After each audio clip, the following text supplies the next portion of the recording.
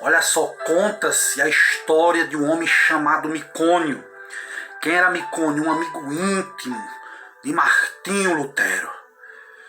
E a história diz que este homem chamado Micônio viu Lutero dias a fio trabalhando no serviço do mestre.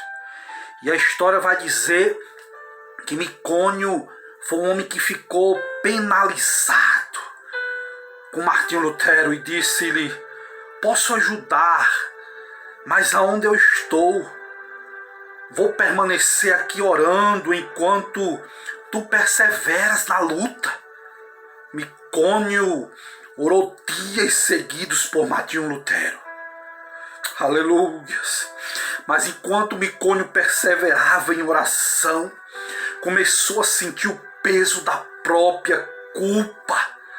E a história diz que Micônio, uma certa vez, sonhou com o Salvador.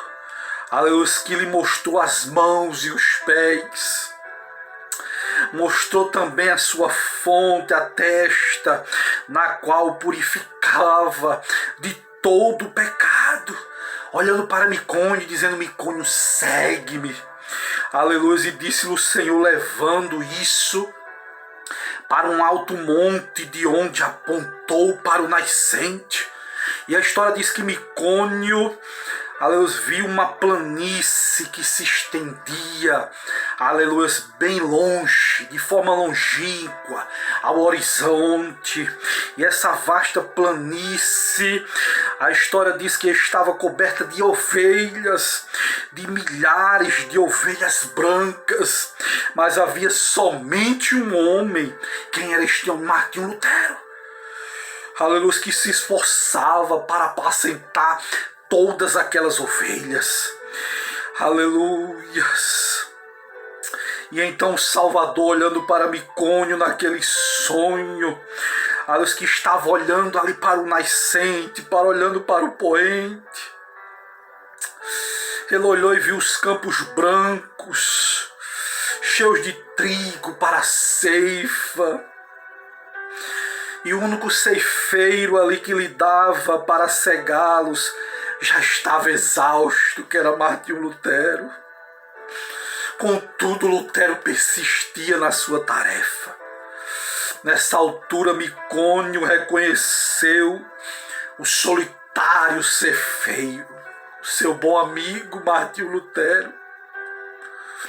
E ao despertar do sono, tomou esta resolução, e estas foram as palavras de Micônio: eu não posso ficar aqui orando enquanto Martinho Lutero se afadiga na obra do Senhor. As ovelhas devem ser pastoreadas, os campos têm que ser ceifados.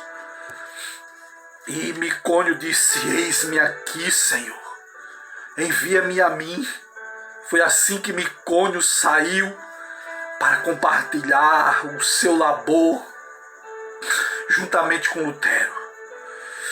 Jesus nos chama para trabalhar, para orar.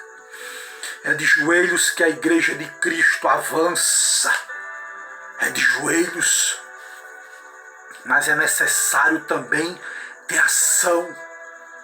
Aleluias. Jesus nos chama para orar, sim.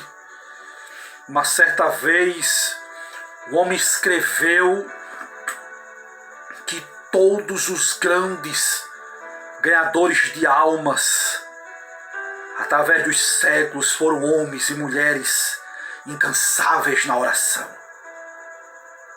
Certo evangelista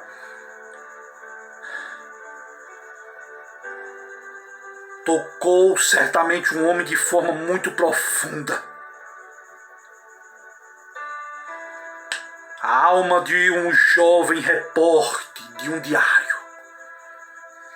E esse evangelista estava hospedado na casa de um pastor presbiteriano.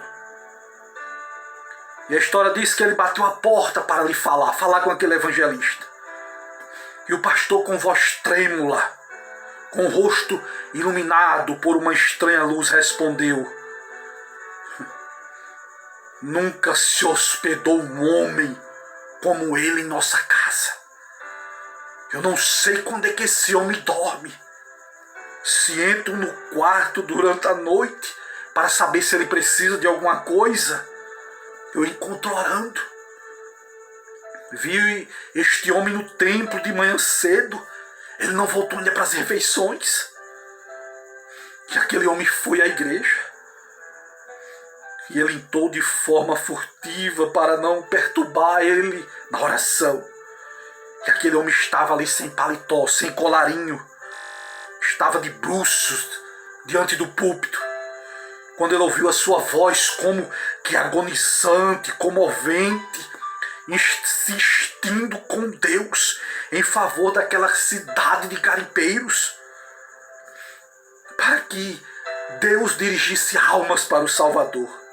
Ele tinha orado a noite inteira, tinha orado e jejuado durante o dia inteiro.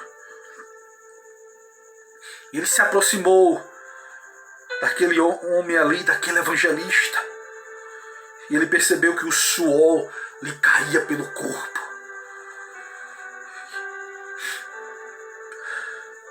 E aquele homem, olhando para esse repórter, disse: ora comigo, irmão. Eu não posso viver se esta cidade não se achegasse para Deus. Aquele evangelista tinha pregado 21 dias sem conversão, sem almas. A história diz que aquele repórter sentou, começou a orar perto daquele rapaz, ajoelhou-se. A história diz que aquele homem se levantou daquele lugar e disse: eu nunca ouvi alguém insistir tanto como esse homem. E ele disse: eu voltei de lá, assombrado, humilhado, estremecendo. E a história diz que aquela noite esse moço foi assistir o culto. Ninguém sabia que aquele evangelista estava de jejum, de oração, que não tinha dormido na noite anterior. Mas ao se levantar para pregar, a história diz que a luz do seu rosto não era a luz da terra. Porém, nessa noite, enquanto ele ministrava, esse evangelista, depois de 21 dias sem sucesso, o poder de Deus desceu. E foi a primeira grande colheita de almas naquela cidade. Que Deus nos abençoe e nos dê forças para orarmos e para jejuarmos. Amém.